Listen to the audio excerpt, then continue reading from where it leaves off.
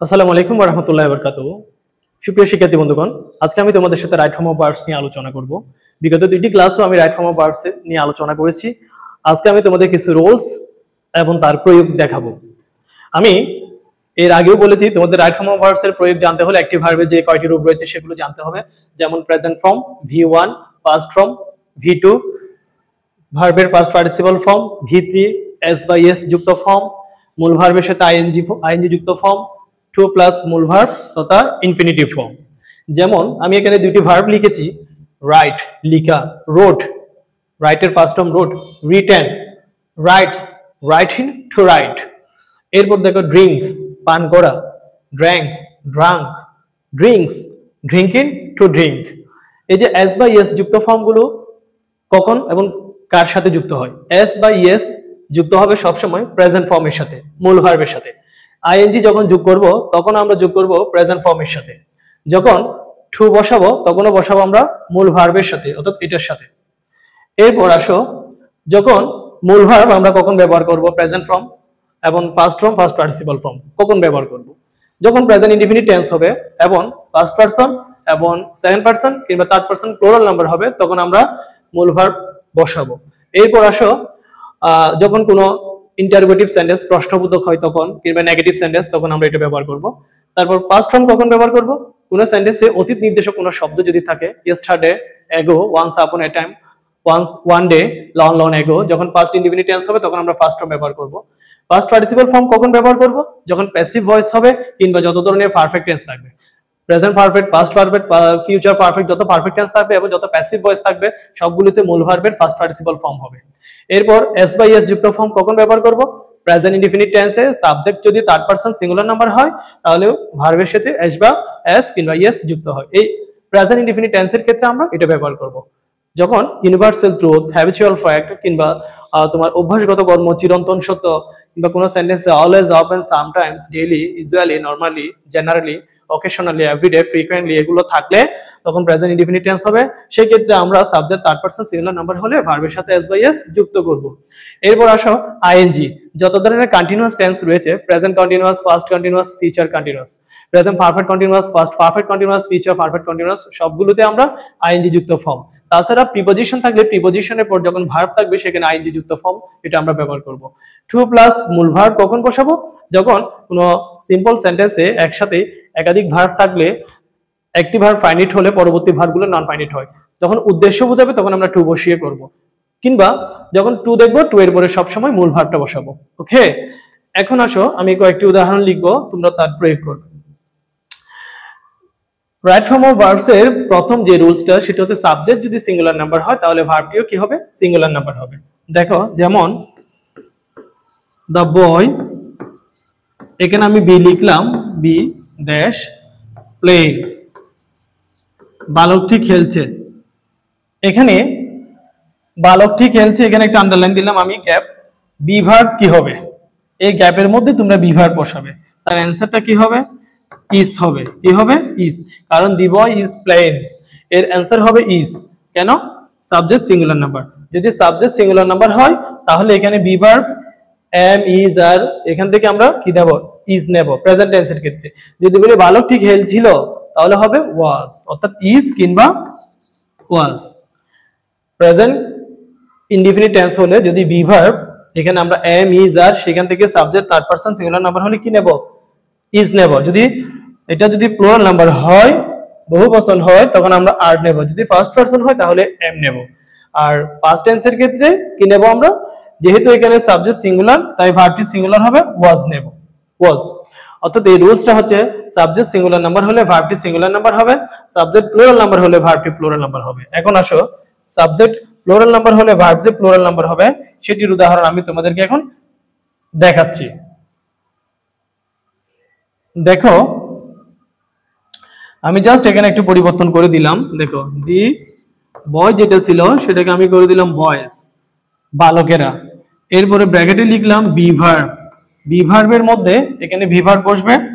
Be verb বসানোর পর এরপরে দিলাম প্লেইং, তার মানে বালকেরা খেলছে। কারা খেলছে? বালকেরা। এখানে বালক কি একজন নাকি একাধিক? একাধিক, দ্য বয়েজ। প্লুরাল নাম্বার, যদি সাবজেক্ট প্লুরাল নাম্বার হবে তাহলে এখানে প্লুরাল ভার্ব হবে। বি থেকে কি হবে, আর কিংবা ওয়ার হবে, অর্থাৎ এটার অ্যান্সার হবে আর নতুবা ওয়ার। ক্লিয়ার? কেন? কারণ সাবজেক্ট প্লুরাল হওয়ার কারণে ভার্বটি প্লুরাল হবে। নেক্সট, এরপর দেখো আরেকটি এক্সাম্পল আমি তোমাদেরকে দিচ্ছি। যদি কোনো সেন্টেন্সে day by day, at this moment, at present, gradually, increasingly এই ওয়ার্ডগুলো যদি থাকে, সেক্ষেত্রে প্রেজেন্ট কন্টিনিউয়াস টেন্সের স্ট্রাকচার অনুসারে কি হবে, গঠিত হবে।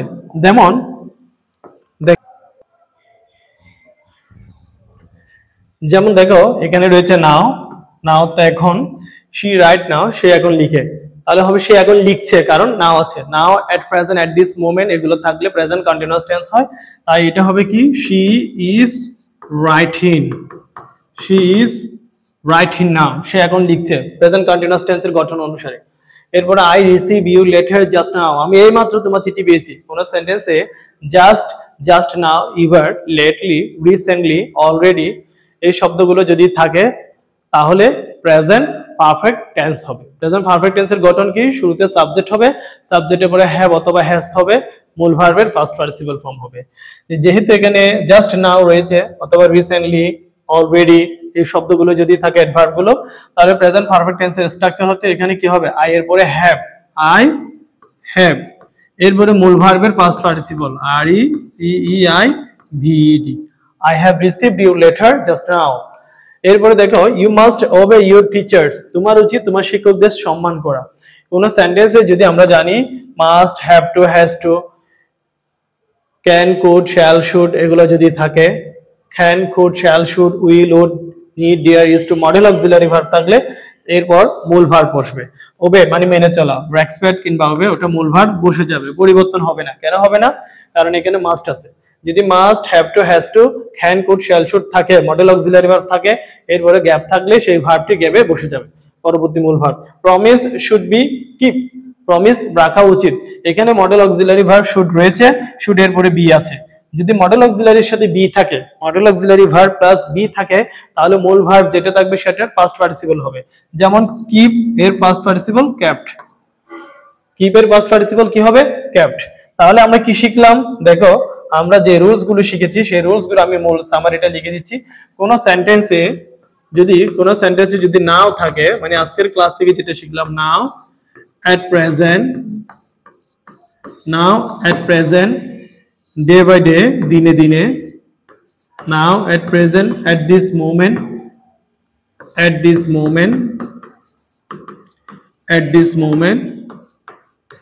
ডে বাই ডে এই ওয়ার্ডগুলো যদি থাকে কোন সেন্টেন্সে, তাহলে সেটি হবে প্রেজেন্ট কন্টিনিউয়াস টেন্স। এরপর আরেকটা শিখেছি আমরা কি, যদি মডেল অক্সিলারি ভার্ব থাকে, মডেল অক্সিলারি ভার্বের পর সব সময় V1 বসে, কি বসে, মডেল অক্সিলারি ভার্বের পর সব সময় মূল ভার্ব বসে, V1 মানে মূল ভার্ব। এরপর আরেকটা শিখেছি, যদি মডেল অক্সিলারি ভার্ব থাকে, মডেল অক্সিলারি ভার্ব প্লাস একটা যদি বি থাকে, তার সাথে বি থাকলে এরপরে হবে মূল ভার্বের ফার্স্ট পার্টিসিপল ফর্ম V3, তাই না? তারপর শিখেছি সাবজেক্ট যদি সিঙ্গুলার নাম্বার হয়, এই রুলসটা আমরা শিখেছি। সাবজেক্ট যদি সিঙ্গুলার নাম্বার হয়, শুরুতে যেটা শিখেছি, সাবজেক্ট সিঙ্গুলার হলে ভার্বটিও সিঙ্গুলার হবে, ভার্বটি কি হবে, সিঙ্গুলার হবে। আর সাবজেক্ট যদি প্লুরাল হয় তাহলে ভার্বটিও প্লুরাল হবে, এটাও শিখেছি আমরা। যদি সাবজেক্ট প্লুরাল হয়, সাবজেক্ট প্লুরাল হলে ভার্বটি কি হবে, প্লুরাল হবে। তাহলে আমি কয়টা রুলস শিখেছি আজকের ক্লাসে আমি তোমাদের সাথে আলোচনা করেছি, সাবজেক্ট সিঙ্গুলার নাম্বার হলে ভার্বটি সিঙ্গুলার নাম্বার হবে, সাবজেক্ট প্লুরাল নাম্বার হলে ভার্ব প্লুরাল নাম্বার হবে। কোন সেন্টেন্সে now, at present, at this moment, day by day, increasingly, gradually ওয়ার্ডগুলো থাকলে প্রেজেন্ট কন্টিনিউয়াস টেন্স হবে। এরপর আলোচনা করেছি modal auxiliary verb can, could, shall, should, may, might, need, dare, used to অর্থ থাকলে মূল ভার্ব বসবে। তারপর আলোচনা করেছি মডেল অক্সিলারি ভার্বের সাথে যদি বি থাকে তাহলে মূল ভার্বের ফার্স্ট পার্টিসিপল ফর্ম হবে, can be, could be, should be, passive ভয়েসের ক্ষেত্রে হয়, তাহলে মূল ভার্বের ফার্স্ট পার্টিসিপল ফর্ম হবে। আমি তোমাদের রাইট ফর্ম অফ ভার্বস এর উপর আংশিক ক্লাস দেওয়া শুরু করেছি, তোমরা যদি চাও আমি পুরো দমে ক্লাস দেওয়া শুরু করব। আমার ক্লাসগুলো কেমন লাগে তোমরা একটু জানাবে, তোমরা জানালে আমি উৎসাহিত হব, তোমাদেরকে ক্লাস দেওয়ার চেষ্টা করব। রাইট ফর্ম অফ ভার্বস ছাড়াও ইংলিশ গ্রামারের যে আইটেমগুলো রয়েছে সেগুলোর উপর আমি তোমাদের ধারাবাহিকভাবে ক্লাস দিয়ে যাব। সবাইকে ধন্যবাদ, যারা যারা আমার চ্যানেলটি সাবস্ক্রাইব করেনি প্লিজ সাবস্ক্রাইব করে দেবে। Thank you so much.